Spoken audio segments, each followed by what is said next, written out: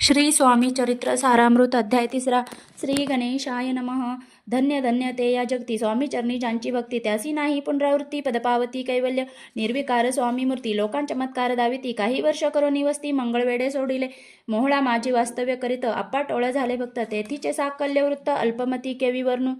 सवे घेऊन स्वामींची टोळ जाती अक्कलकोटासी अर्धमार्गावरून टोळांसी मागे परत नाही भाग पडे टोळ गेलिया परतोनी स्वामी चालले उठोनी भौत वर्जिले सेवकांनी परिणच मानिले त्या तेथोनिया निघाले अक्कलकोटा प्रती आले ग्रामद्वारी वैसले यतिराजस्वे इच्छने तेथ एक अविंद होता तो करी तयांची तट्टा परी काही चमत्कार पाहता महासिद्ध समजला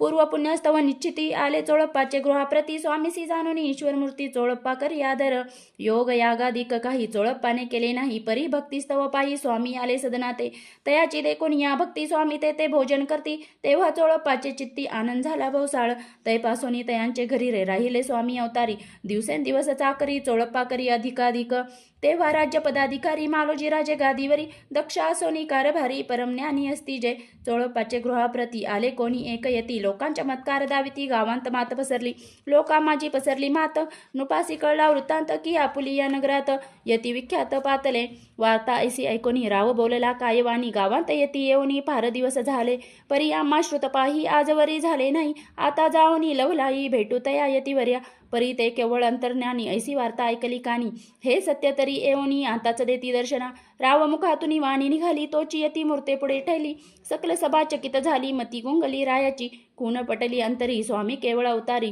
अभक्ती पळून गेली दुरी चरणी भक्ती जडली ते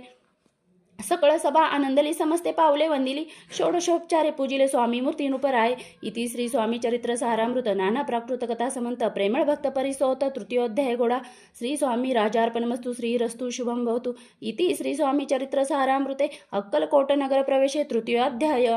श्री स्वामी समर्थ।